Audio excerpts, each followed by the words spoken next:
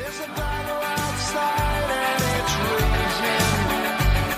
It'll sure shake your windows and rattle your walls. But the times they are changing. Yes, they're changing.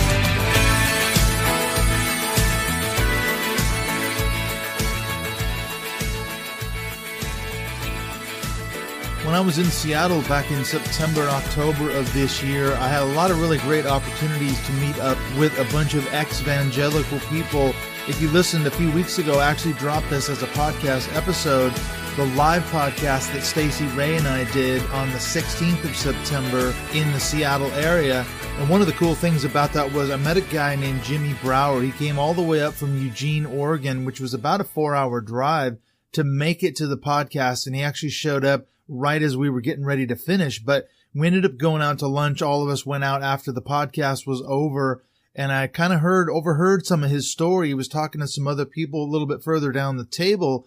And I thought, you know what? This guy sounds really interesting. So I said, hey, Jimmy, man, how would you like to get together? He was heading up to go to work on an island up north of Seattle, a few hours north. But in about a week, he was coming back through. So I said, hey, when you come back down through, why don't you come in and we'll do a recording? And he said, hey, that sounds really cool. So we did. We got together about a week later, and I sat down with Jimmy for a really interesting discussion. You know, and I didn't know what to expect from the guy. And as the conversation wore on, I'm kind of thinking to myself, is he trying to talk me back into becoming a Christian? Is he trying to talk me into believing in God? What's going on here?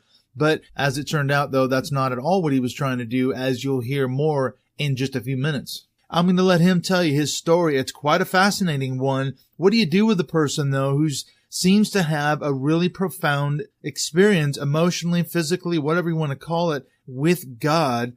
And that kind of forms this unshakable belief. But then all these layers and accretions of, theology and dogma and everything get laid on top of that.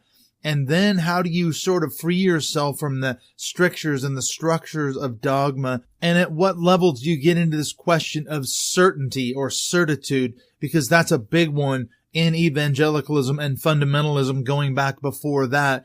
Probably 100 years ago or so, there was this issue with the fundamentalists and the liberals, and the fundamentalists were so concerned that the liberal Christians were washing out and destroying the historic Christian faith that they kind of basically drew a line in the sand, and they said, look, this is what you must believe. You must believe, these principles, propositions, fundamentals, whatever you want to call them. And if you don't believe those, you're not a Christian.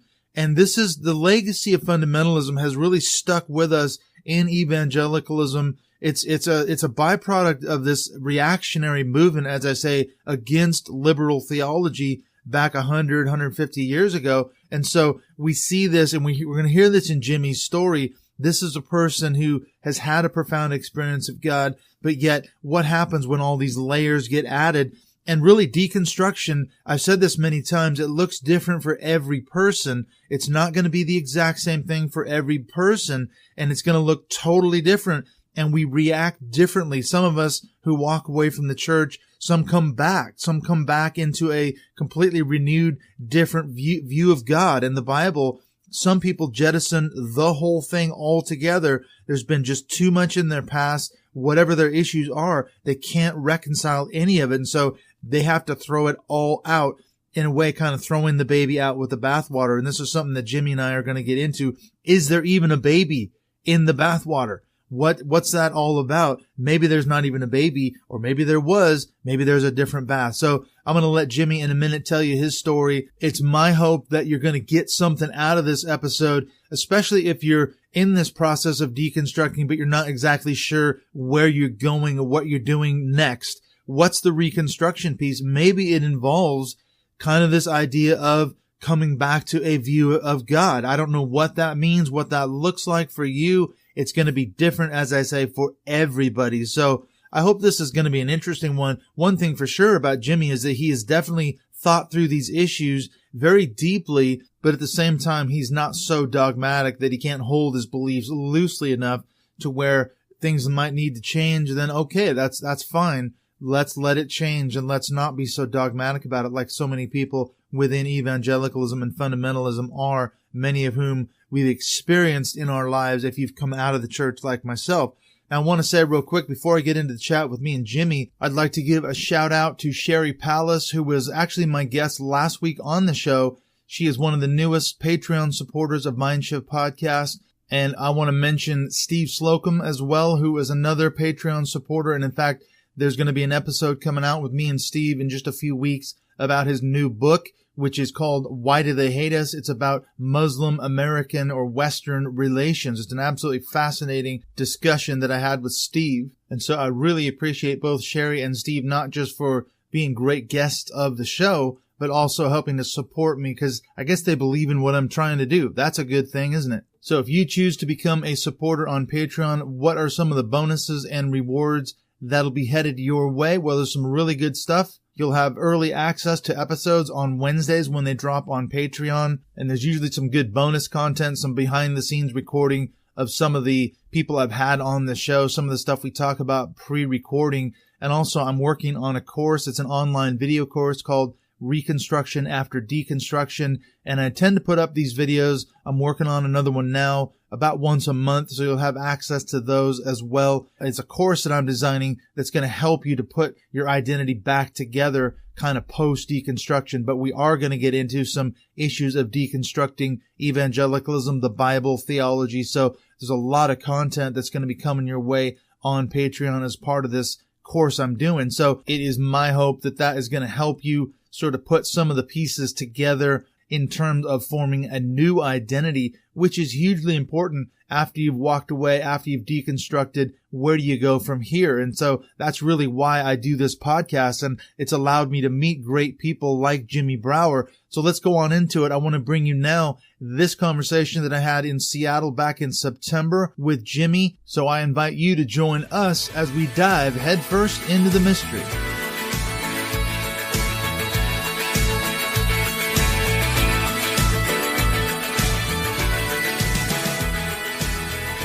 I'm sitting here with Jimmy Brougher. You've just driven a monster 3-hour drive to get here. Where were you working? You were working up north. On Decatur Island, which is one of the smallest of the habited San Juan Islands. Yes, very beautiful up there. Yes. Near Whidbey Island? No. Whidbey is kind of by itself. Then you go further up into the Salish Sea, up in the strait there, and that's where you're way up there. Orcas and Lopez and beautiful island, yes. San Juan Island. I was in the Navy in Whidbey Island, in Oak Harbor.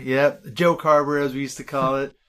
Yeah, that was a lifetime ago, man. So you drove 3 hours to get here, then you've got another 4 hours to go to Eugene. So you're going to be hardcore cannonball all the way home. You're going to be what? Monster Energy, coffee, the whole thing. A little coffee.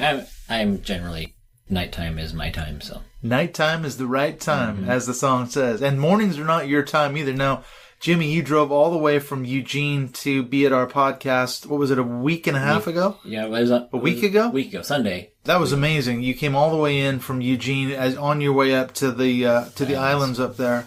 So thanks for coming in. Yeah. But now off the back of our discussion, a little bit at the podcast and then afterwards when we all went out to lunch, I heard some of your story, but I only overheard parts of it.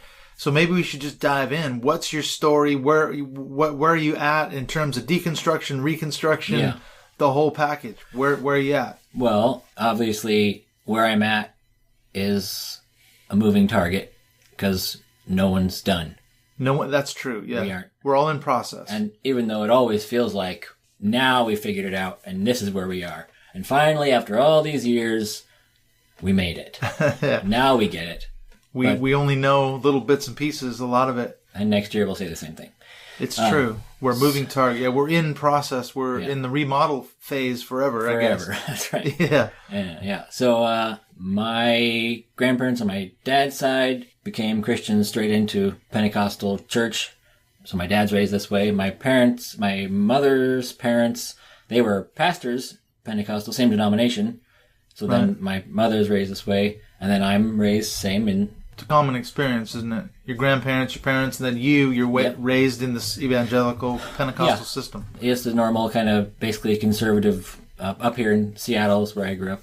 Right. my So parents you're local became. to where we are right now. We're in Seattle at this podcast, Yeah. recording at the moment, but you're heading to Oregon anyway to go back home. That's where I live, back in Eugene now. So my whole, I prayed the prayer when I was 3, and I meant it as much as a 3-year-old can mean a thing like that, and it was as real as it can be for that person at that moment in time. Yeah. 3 years old.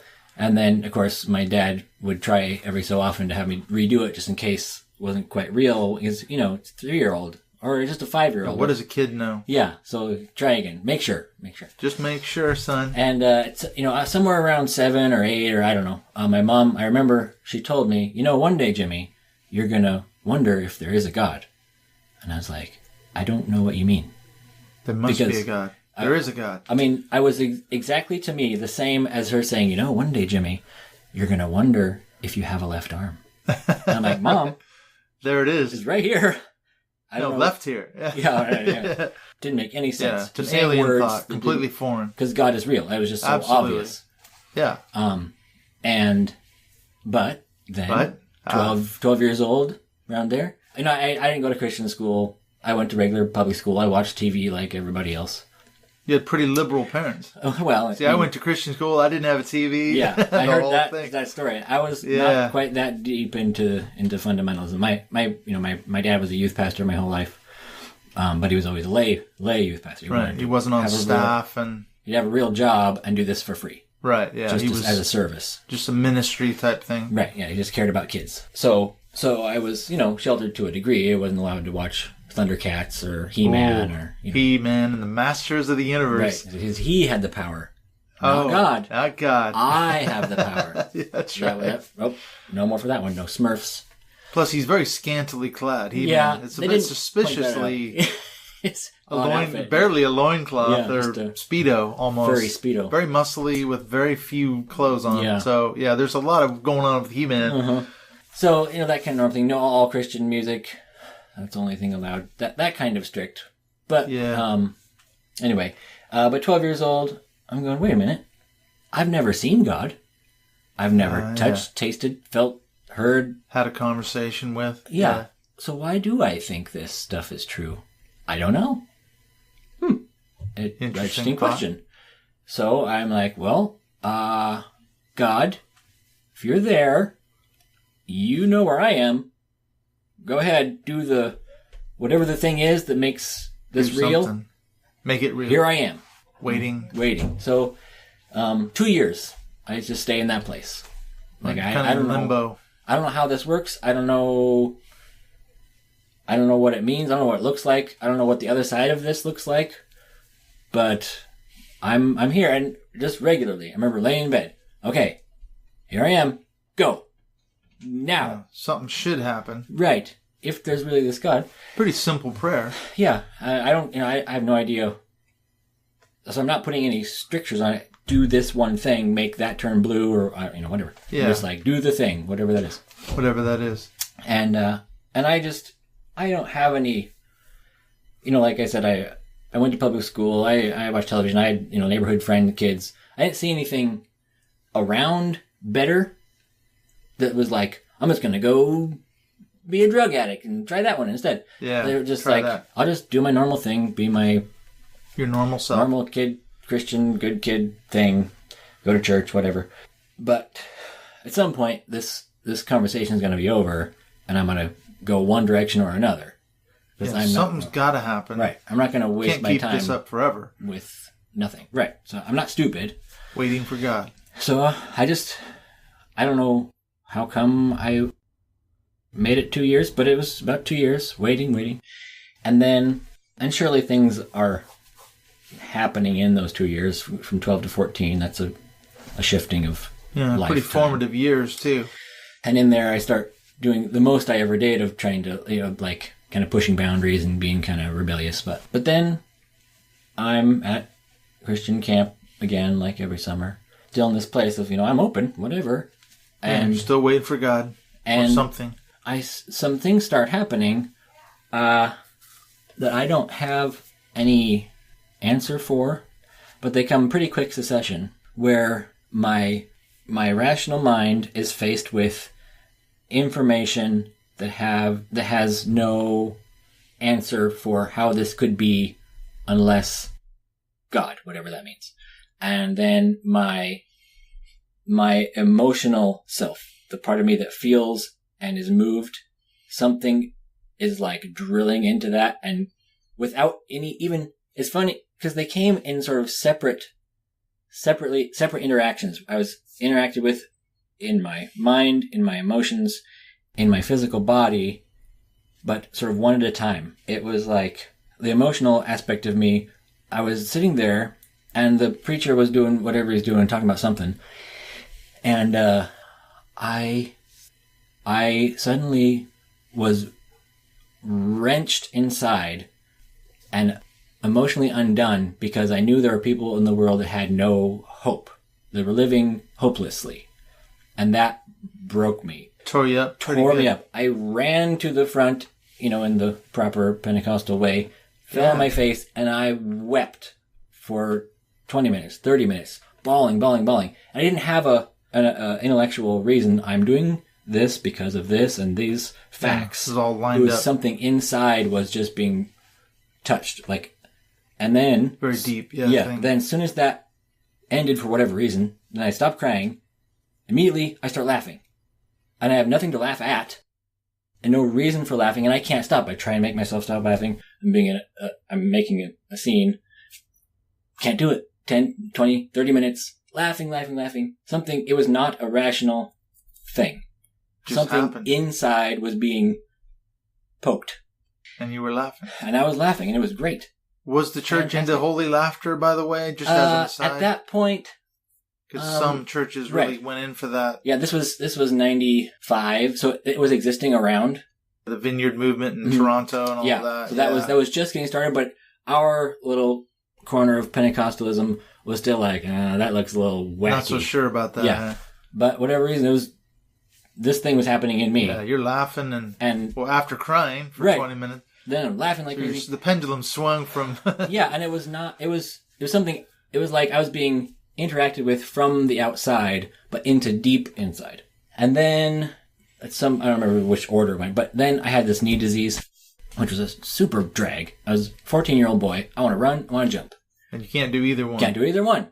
That I can't walk upstairs. Wow. It's called Osgood-Schlatter disease. It's pretty common.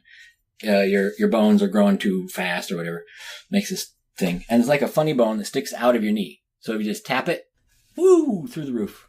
Not fun. That's sensitive, huh? Yeah. So 6 months or something, I have this thing. And it's the kind of thing that it generally, you get better. It finishes your body. Kind of literally grow out of it. Right. Yeah.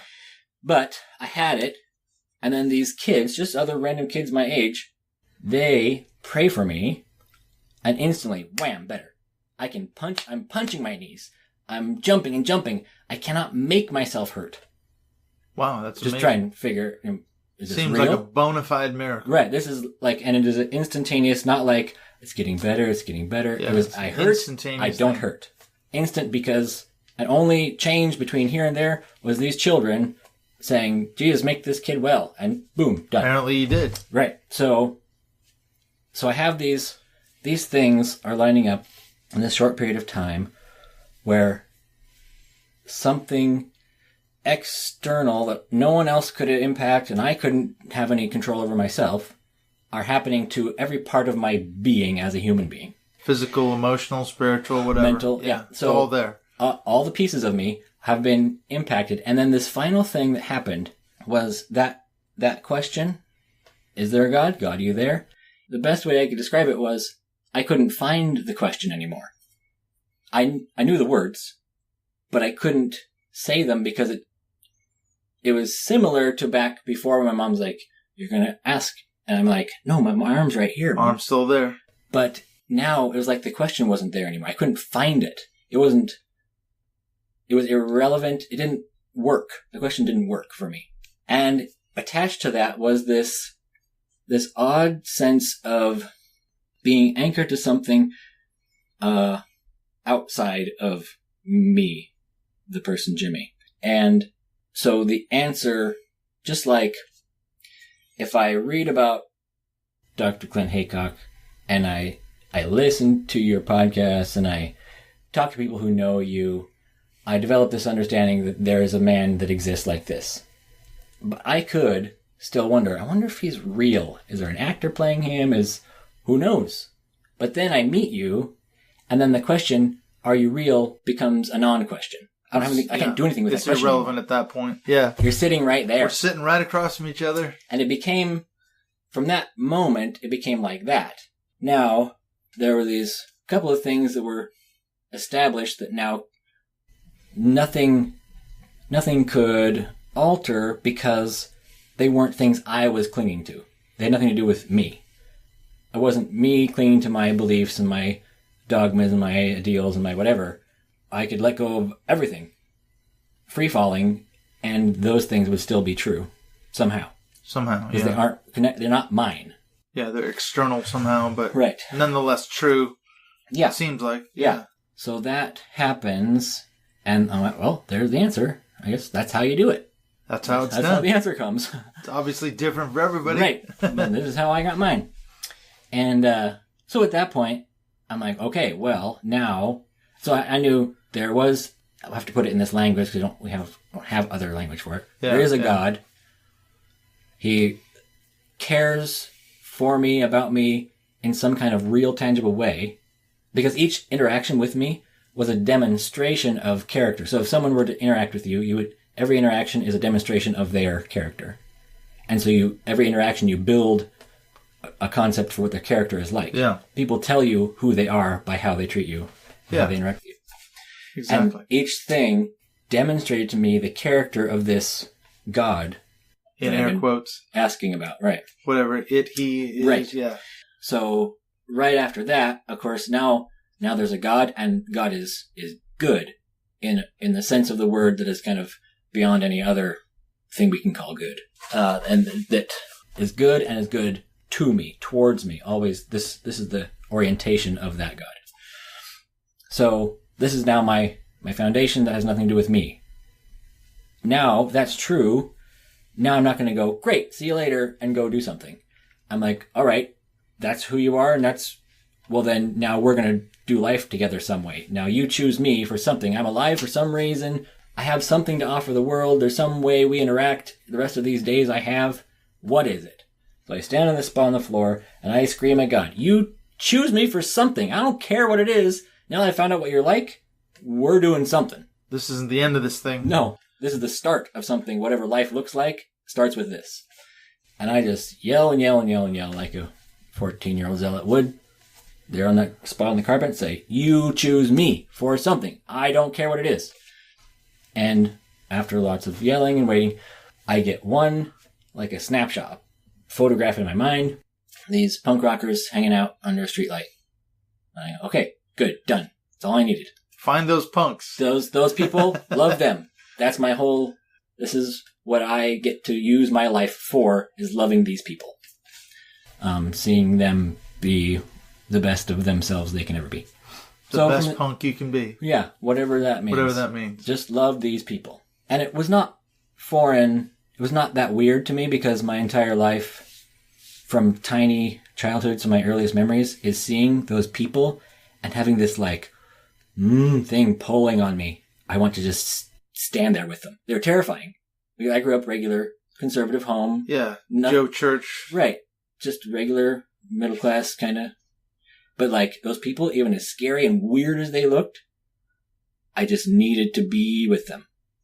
And it was this kind of background thing in my life growing up as a child. But then when this comes, it makes there's some through line in my life. It wasn't just like some foreign thing that's like, and now you must go to China. And I'm like, I don't know anything about China. I don't care about China. It was something real and connected to who I am as a human being. That's the kind of thing that a real God who actually cared about me would do. So one would he's hope. Working. Right, you would think. Something's happening. So I'm like, okay, great. Whatever. That's my life now. So from that moment on, every dream, hope, plan, ambition revolved around how do I do that?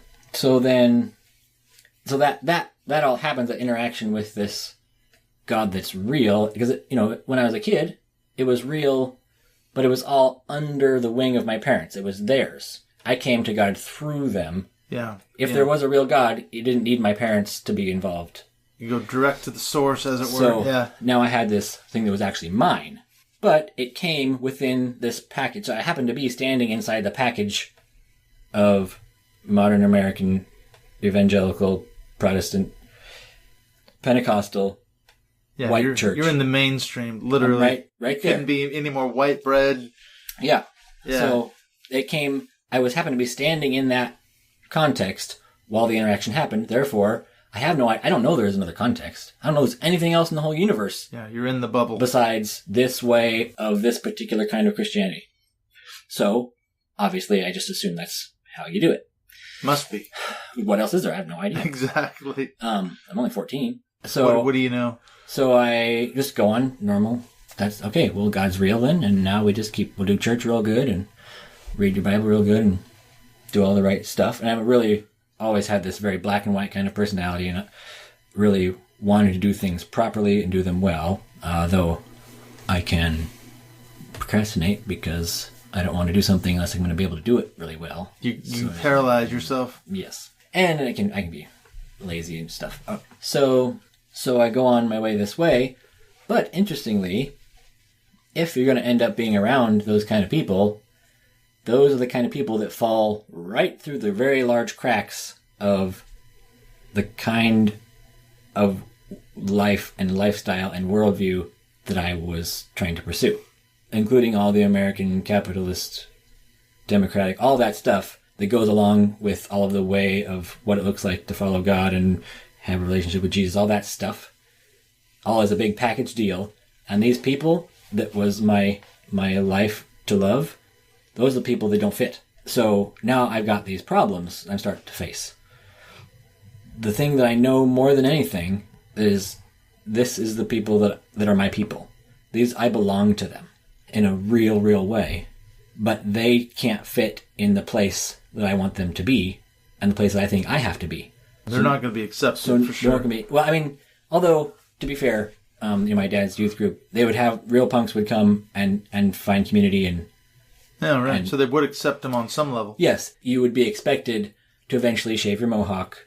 And as you mature, you wouldn't do these sorts of things anymore, of course. We'll welcome you as you are at the start, but if you aren't maturing, then something's wrong. And maturing looks like this. You fit better and better in the box. I mean, there was at least enough sense to say, you're not going to fit in the box from the start.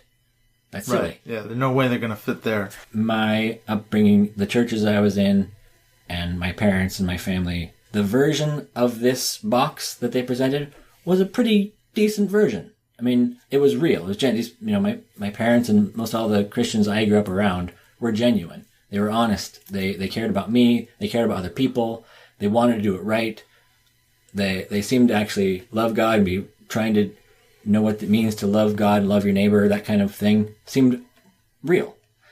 And it was demonstrated in an honest way, although they had these parameters that it had to stay within. Still in that box. Right. However big the box may be. Right. You're in a box. Yeah. And you still got to do it right. But I'm going along into teenagehood and finding Christian punk bands to listen to, and still I can't listen to the real ones. Oh, absolutely, yeah. Still can't listen to secular punk and rock. But the music's in my blood. Like, this is what makes me come alive when I hear this done right. Something inside says, yeah, like that. There's a connection there. Right, yeah. It was real. It wasn't. But then I'm getting to be 18-ish, 17, 18, and a band, Crash Dog, they have a song, GOP, God's Own Party. And it's and one little line in the song says, Jesus a Republican? What a joke. And I'm like, but, he can't be a Democrat. Yeah, he can't. So now what do I do? I'm screwed. Isn't Jesus a Republican? Right, and it's like, they were right, and I knew it, but there was no way he could be a Democrat. So now I'm really confused. It's rocking your world. Yeah, I'm like, I don't know what to do, man. Because there are these things I know that are true, and there's things that I don't know any. I'm being forced to confront the fact that the things that I believe and that I've been clinging to and that I've been fighting for and defending don't work. They just don't work, even if they're right. This is the weird thing. They still seemed right, but they didn't work. And if they don't work, what do you got? You got nothing. If this gospel works for some folks, what's the point? Yeah, but not everybody, or... And there are all these people that I, deep in my bones, care about. I love them. Sure. And this gospel does not work for them. They don't fit. They never that will. version of the gospel. Right. Yeah. And I don't know that it's a version. The Republican white bread. I don't know it's a version. I just think it's the one. Yeah, I see what you're saying. So now I'm stuck. This is your paradigm. In other words, that you're in which you're operating, Mm-hmm.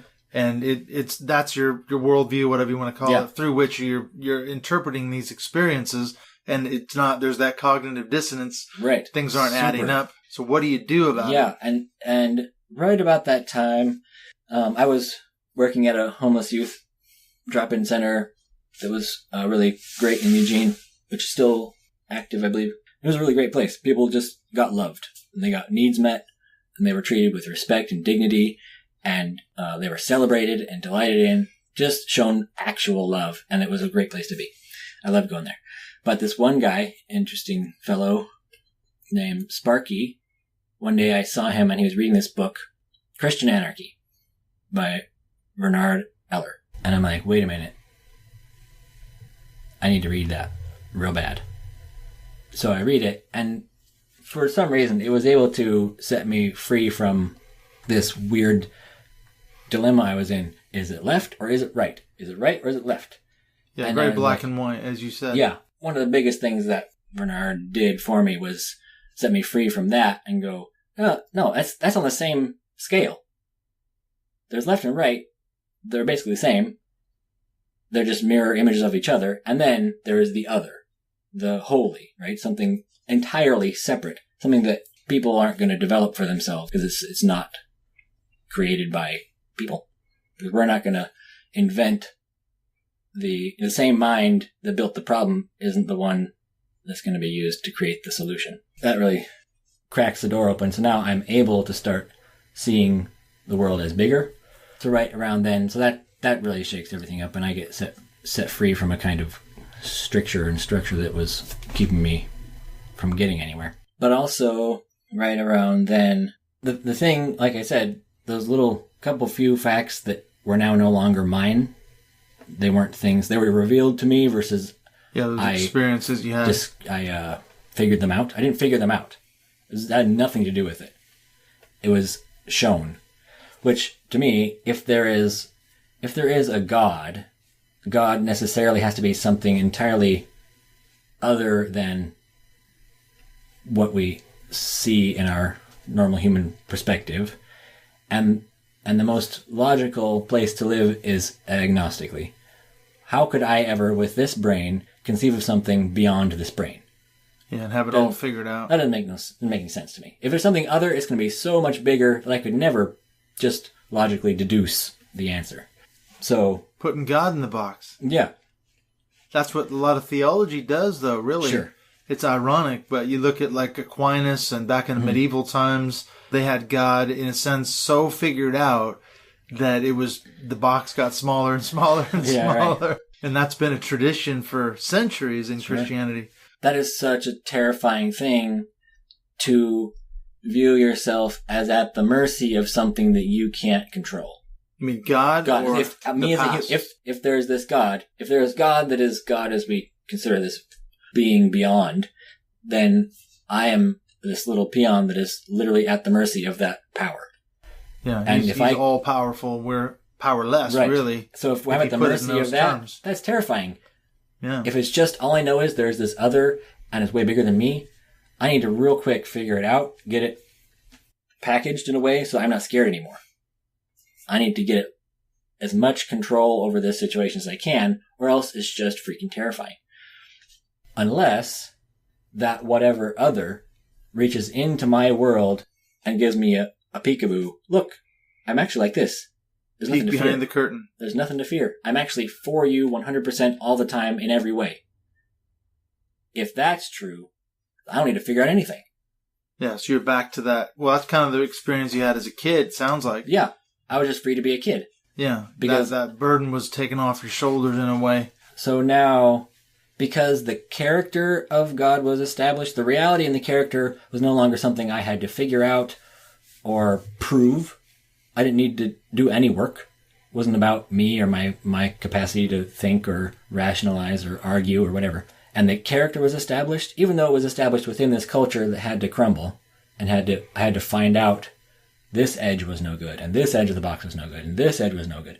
Because the character and nature was established in the beginning, then as all the information came in that went against everything that I understood that to mean, everything that I believed about that, what do I do about it? Rationally, theologically, that was not threatening.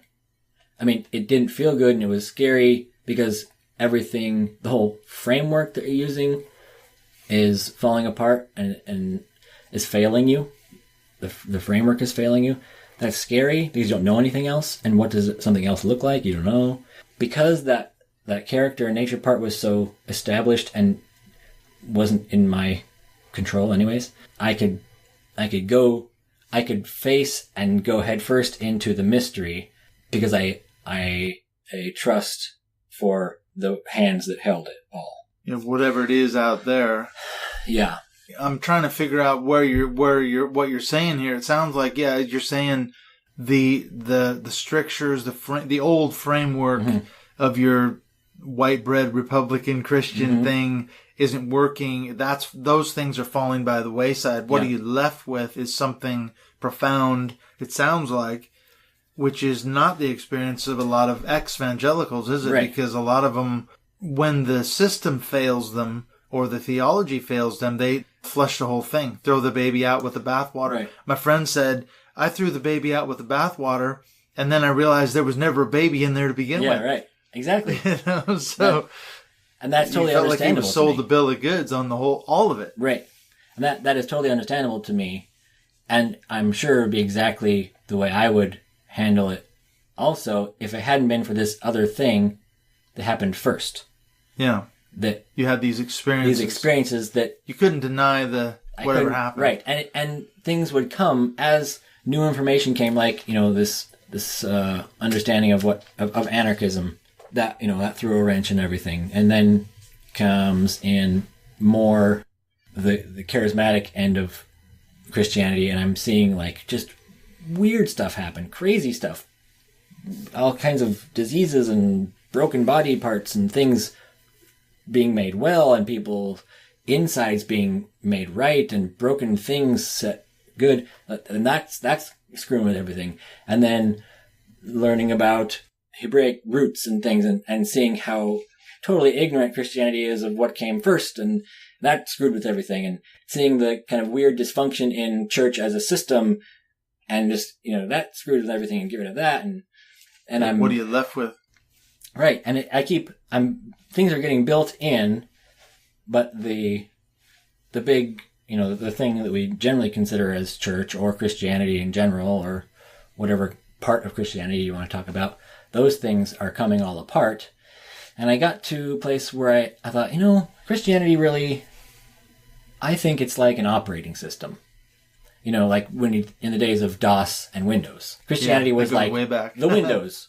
It was what you see, what you interact with. The interface that made sense to you. Yeah. Because there's like a picture, and you make this little arrow go to this picture, and you push on that button. You click on that, and magically something happens. Yeah. You're online, and it kind of works. Like you can function within Windows having no idea what's actually happening behind the window, but it's not real. It's imaginary. It's just an interface. That's all it is. Right. That you see. The reality is what's going on down in the hard drive, and all the ones and zeros, motherboard, and all the binary language, and but you don't need to know any of that to make the computer work, right? Or your phone, or the same analogy for driving a car, isn't it? You don't have to know how a transmission and a motor and all. Turn the key, go off down the road until transmission breaks. Until something goes horribly wrong. Right, and then you're screwed. So this was what was happening. All the parts were breaking, and I'm becoming the kind of person who's like, well, that doesn't work. So I guess I'm going to figure out why. What's wrong with that? Now you're going to investigate all the issues. And things are coming into my path that I'm reconstructing with, and I'm finding things are true. But now, so what happened was, it was like I was in a snow globe. And I'm a little guy in the snow globe, and I have all my precious snowflakes I'm holding in my arms. I picked up all the right ones that everyone said, here, this snowflake is true. This is important. Yes, this snowflake is true. Okay, yes. I got it. And so I got them all in my arms, and I'm holding them real tight because they're so important. And then the owner of the snow globe starts shaking it. And I'm hanging on tight, and it's getting harder and harder to hang on to them snowflakes. You're trying as hard as you can. And eventually, you can't hang on anymore, and you gotta just let go. And that's so scary, but you've got no other choice. You can't hang on anymore because too much is happening that you don't have enough energy to hold these things forever. And all my snowflakes go up. And now it's just this, I'm in this snowstorm. Literally in a blizzard. Yeah. And I'm like, well, there's this thing that I can't do anything about, that there is a God and loves me. So I'm just gonna trust instead. Instead of trying to control, I'm gonna try trust. I put my hands out. Now my hands are out in this snowstorm, and slowly the snowflake will settle on my hand. Another snowflake on my hand. But I don't now fight for him again and cling, grab him back in. I realize that didn't work. I don't need that. I'm just gonna trust. Whatever lands on my hand, great. I'm into it. Just leave it there. And as long as it's there, I'll love it. But it may blow away. It may blow away. Yeah. And they would. So you're not grabbing onto it. Because that was fruitless and painful. So I'll start letting the snowflakes come to me and doing whatever I can with those, each individual little facet of reality and truth and thing. And some of them, they stay for a time and then they go away. I spent years not reading the New Testament. Because for whatever reason, I somehow had this sense that whatever the Old Testament was, it was trustworthy. So I just read that. I would still go to church and stuff often. And if, turn to Mark. Okay, read along, whatever. And I read all day, every day, Bible, all day. But I was like, I don't know what to do with the New Testament, so I'm just going to leave it over there. We'll stay in the Old Testament. I'll just stay here and start learning what this is about. What does this mean? What's in there? There's a lot in there. Yeah, a lot of stuff. I was an Old Testament scholar, so I spent a long time studying the Old Testament and teaching it, yeah. And there was tons of great stuff. But what's interesting is where I'm at right this moment is not at all where I was with the Old Testament at that point. At that point, it was just, the literal Word of God. I can trust it. It's all true. It's how it happened. Yeah, inerrant and all that. Yeah, inerrant, infallible. I knew that was New Testament. I was like, I just don't know, man, because it was really hard to jive the two together. Yeah, it is. And especially the more you know about one or the other. That's true too. So I was like, I don't know what New Testament. I'll just do here. And we ended up moving in with some friends of mine who I grew up with, but now are converting from my same kind of stream of Pentecostal evangelical to Orthodox Judaism. So we said, well, let's just live like them. Let's just do it like they do it. See what's there. Find out. See what happens. Yeah. Explore new, path. And live it. Don't just things. Be a tourist and come in for 5 minutes, check it out, and go, yeah, this is cool. I know what this is all about now. Right. Try and actually do the stuff. Do the holy days. Do only don't turn a light switch on Shabbat. Just do it. See what happens. So it's interesting. This was important to me to be able to stand here on this Old Testament and let that be true. But now, here I am over here, and that snowflake isn't in my hand like it used to be. It's different now. Now I don't look at that at all the same way. And there came a time where I shifted. Now, for some reason, I was okay. I started putting my toe in the New Testament. Read John. Read it a couple times. Okay, well, let's read John's letters. Interesting. I like what he's getting at. And so it was a process. So you're slowly dipping your toe in. Taking bites as I can handle the bites, and not I didn't have anyone saying you have to believe this and you have to start reading those Gospels, and then Paul is telling you how to live and what to do. Do it. Get on it. Yeah. I could just go at my speed and let those snowflakes come as they come and go as they go, because something outside of me was trustworthy. And it was now like me and God could walk through this process together versus me being on my own trying to figure it all out again. Because I couldn't trust that. Like, I know I can't figure out lots of stuff. I mean, and if there's anything that's complicated, it's going to be this stuff. Should Spirituality and the nature of reality. It's mind-blowing. Right. So it can be. Clearly, I'm not going to just figure it out because I'm so smart. But because I had that thing where something outside of me was trustworthy, I could go, and it could be relational. And that's what I did. Spirituality became something I did relationally, where God was a relational entity, not just not a force, and not a distant omnibeing, but someone that somehow, in a crazy way, could be interacted with on a, what you could call a personal level. Personal level, whatever that means. Yeah. So this got to be a relational journey that I get to go on. And so now every time some new information would come that was just crazy, something that I never could have dreamed of, now I'm being forced to reckon with, this looks like it's true. And for a minute, it's scary and shaking. And then I'm like, well, interesting.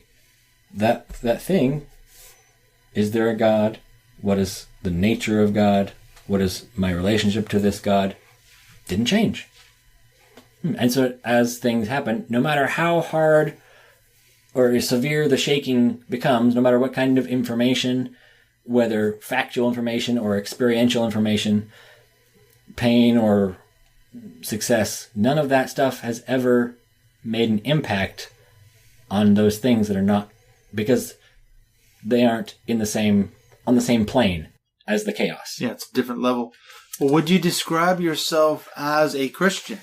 No. Because this is kind of the crux of the whole conversation, I think, is that what I'm getting out of it is, correct me if I'm wrong, but your deconstruction seems to have involved the sloughing off of all the strictures, as you kept saying before, of the Republican, white, Jesus, American, Christian, blah, blah, blah. And what you're left with was something profound that not a lot of people experience. I mean, I've encountered some ex-evangelicals who still believe in God, who still, but it's a radically different God, Christianity, whatever you want to call it, that they're left with. Well, of course, on that spectrum that we were talking about before, you can go all the way down to angry atheist, angry theist, angry agnostic, or whatever. So where do you kind of see yourself on that spectrum? Well, I mean, personally, I don't need that word Christian. I mean, etymologically, not the bug study. Etymologically. Entomology. Yeah. We've gone from God to bugs. Yeah. Just that fast. Etymologically, the word itself is not particularly helpful, I don't think. Where it comes from, what it means, you can do without the label. Yeah. Lots of people who would know what my life looks like or what I do would, I'm sure, call me a Christian. And that's fine. You're cool with that? Whatever. I mean, it's annoying on the inside, but whatever, you know. Yeah. You don't want to have anything to do with that white Republican. Yeah. And I think Trump evangelical based kind of Christianity. So anyone who knows me knows that has nothing to do with me. And also, if you don't know me, I don't need to help you connect me to that by saying this is what I am. So the fact is, I think there's lots of stuff within Christianity, within evangelicalism, within pretty much anywhere you go, they got right. Because I believe God is alive and active, and there's nowhere else to be except within him. You know, in him we live and move and have our being. Where else, if there was a God who made everything, where would he have made it except within himself? There's nowhere else to go. Nowhere else to go. God is reality. If there is nothing except God, then it's all inside. So you can't get away. It doesn't matter what you like or don't like or what you think about it. You're still included. But in your view of this God that's out there, this other, that's on another plane or whatever, are you saying, I think you said this before, that it's not about believing all the right things to get to that God? Because I think that's one of the criticisms of Christianity, certainly evangelicalism, is that in order to be a Christian, they would say, this goes back to the fundamentalists 100 plus years ago, that they boiled down what they considered the fundamentals of the faith and said, okay, here are the irreducible minimums that you must believe to be a Christian. And if you don't believe them, you are not a Christian, period. Right. So I think this stream is still with us today, over a century later, as you were talking about some of the things you encountered in your growing up. It's all about beliefs and holding on to those snowflakes, and you have to have them, man. Yeah, it's so important. It's all important. So you've let those snowflakes go inside the snow globe. Yeah. What's your advice for people? I'm just wondering, what would you say to someone who's going through this similar maybe deconstruction to what you've gone through? Your beliefs have sloughed away, but you haven't thrown the baby out with the bathwater. It sounds like you say there's still a baby in that bathwater. Yeah, maybe more letting the bath drain instead of throwing it out. Yeah, and to see what's there. I mean, maybe nothing. Maybe there is a baby. Maybe there's not. Yeah. So, I mean, I think that a lot of us we have this other bathtub with nothing in it but water, and we throw it out. And we were told there was a baby in there, but there really wasn't nothing in there. Maybe there wasn't. But the fact is, to your left is a bathtub with a baby. You got to get in the other bath. Wrong bathtub. It's okay if I let go of this. What happens to it? Am I creating this reality, and therefore, if I take my hands off, it ceases to exist, or is this something outside of me? If I'm the one holding this up, then that's not much of a God. If it needs me to keep it real, then what do I have? You got nothing. Nothing. Well, it's a construct, isn't it? Yeah. Your own projections or whatever. So, and a lot of people have said that's all religion is anyway. Sure. It's just a construct of our own wishes and desire. We make the God into the image of what we want. Yeah. Which I think is a lot of, I see it, that's a truism. Yeah. I hear that a lot in worship music. One thing that struck me lately, I've been listening to some worship music on the radio, and the statements they make about God they're so strongly worded. And I think, how do you know that? That God is this and God is that and God's going to do this and God's going to, I'm like, how do you know that? You're so certain that that's true. And that's a funny thing. What do you do with, if there is a God, like this thing that I can't get away from? I only am aware of it because this God opened the door for me to see in. It was not because I could figure it out. So now I have these things that I can be certain of, in a way, because they happened, and I didn't figure it out. Figuring stuff out's fine. You can figure out a lot of stuff, and it will have some value often, but it only lasts as long as you can keep it figured out, or as long as the new information, just like every scientific discovery, we figured out gravity. We've arrived. Now we get it. But within that framework, you're right. Until you find out there's a bigger framework. Yeah. Now you gotta... There's a bigger box and all that. Yeah. You gotta find out. So there is a certainty that exists, but the problem is we're going to experience a certainty within a context. And the context isn't real. It isn't eternal. It's just the context. And you can't get away from that. It's just what it is. And I think that's okay. It's okay to go ahead and be fully present with the context that you have and to live it as fully and as genuinely as you are capable of. So long as you, humility is such a huge thing. To be aware that I don't know, like you're saying, I just don't know, and that's okay, but to the extent that I can know, I do know. But if it's an open hand knowing, then you're safe in a way. It is true that I have experienced God this way, and so I talk about it that way. Yeah, it's true for you. Right, I talk about it honestly. This is how it is. Yeah, you're not making all this up. And that's okay. We get in trouble so much because we don't allow for any more or any less or any other or any different than the context that we have so far. A lot of the stuff you were describing, it strikes me of a description of a lot of the hallmarks of progressive Christianity. I was thinking about this today when I was at work because I read a lot of stuff when I was first, I guess now I see it as I was deconstructing in a way maybe similar to what you went through. I didn't have those experiences per se, but I read stuff like Erwin McManus, Donald Miller, Brian McLaren, things like that, Rob Bell. Yeah. And what that did for me, I'm seeing now, is it broke a lot of those strictures.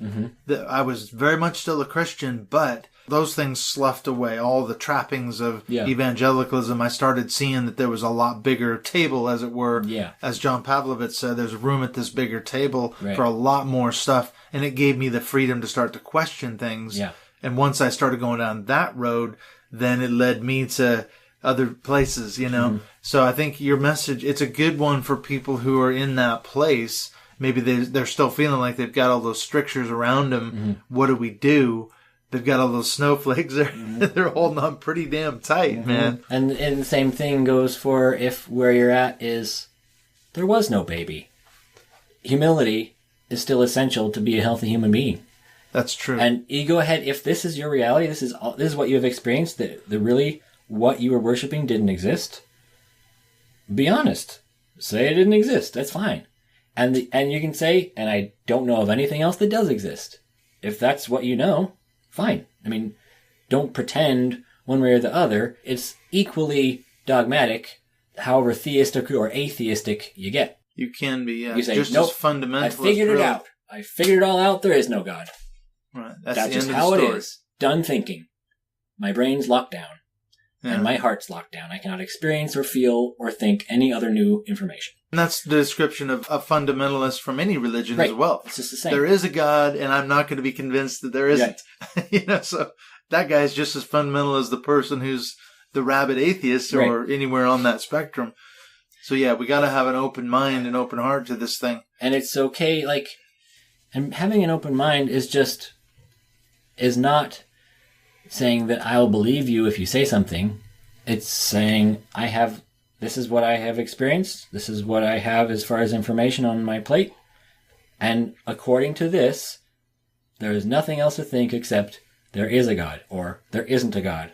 And that's just be real. Or we don't know. As you said, maybe the best way to live is to be an honest agnostic and just say, I don't know. I think that appeals to me because I'm not ready to say, that's a pretty bold claim when you go, okay, I'm a full-on atheist now. Yeah. There is no God, and that's it, man. I mean, where do you go from there? I don't know, but I'm not. Who am I to say there is no God? Yeah, I can't prove it. Ultimately, right? I've got a lot of problems with the God of the Bible and things like that, but I mean, that still doesn't mean that he doesn't exist. Yeah, he could be a cruel despot for all we know, but he may still exist. Sure. But yeah, the jury's out on it. And it's okay, I think it is still okay to say, I've got a decent amount of evidence, enough to fully convince me that there is no God. And be honest, that's where I'm at. That's where you're at. Literally, I have the moment. This information. As far as I understand proof, this proves it. And then there's lots of people that are in that place. They have enough, whatever they want, to finish when this bucket's full, it's proof. And their bucket's full. And that's fine. I think as long as you be honest, but you also say, and of course, maybe there's a bigger bucket. Yeah, or a bigger bath with a baby in it. Maybe there's another bathtub I've never seen before. I just haven't got there yet. Haven't got there. We're on the journey. Well, listen, man. Journey. I've really enjoyed talking to you. I know you've got a long drive ahead of you. How can people, though, before we go, how can people get a hold of you if they want to keep dialoguing with you? What's the best way? I have a Twitter, Who's Tired, at Tired of Exianity, TiredXianity. So Tired of Exianity, Christianity. Yeah. Yeah, so is Twitter the best way for people to get a hold of you? And then by the time this comes out, me and my friends are working on a podcast called Between Two Thieves, which probably will be out. I don't know when, but soon there should be a podcast of Who's Tired of Christianity. All right, so you got a lot in the works. So we're going to be interested. Twitter works right now, and I just use to ask questions. Yeah. We've had some good interaction on it. That's how we met on Twitter. I just found you on there. I was looking for people doing stuff that I think is interesting. So social media is the way forward. Oh, yeah. It's the way forward, man. Well, thanks, Jimmy. And then this has been amazing. I've loved talking to you. I know you got a long drive ahead of you, so keep in touch on Twitter. Good. I'll put your links all in the show notes, Cool. and hopefully your podcast and all that will be coming out soon, and we can promote that too. Awesome.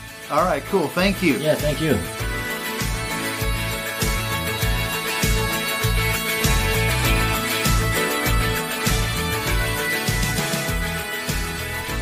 Deconstruction definitely looks different for every person. I think in the case of Jimmy, what strikes me about listening to his story, for him, deconstruction was all about sloughing off, as he says, the strictures and the structures of dogma, and coming back to what he kind of considers was this experience with God, whatever that meant when he was a kid.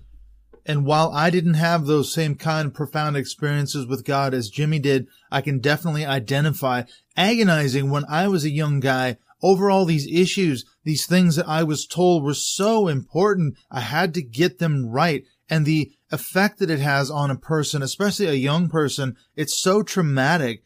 Agonizing and screaming and praying and crying out to God and worrying about all these issues and problems that you have associated from that come about in terms of your own mental health and your own development. That certainly cannot be helpful for a young person to undergo those kind of traumas. And then I definitely identify with Jimmy, and I think it kind of hit me partway through as I was trying to wrap my head around what his story actually was about. As I said, at first I thought he was trying to talk me back into believing in God and being a Christian again. But I realized that no, he's talking about going through this progressive sort of Christianity, and I could totally identify because it was reading books like people like by Brian McLaren, Rob Bell, Richard Rohr, Donald Miller, people like that, sort of more progressive Christians that first started me on my own journey of deconstruction, because even though I was questioning these things already, when I started reading it in these books, it actually then gave me the language to go, okay, this is what I'm experiencing. These are the questions I've been asking. These are the things I've been thinking about. And I found it here in print.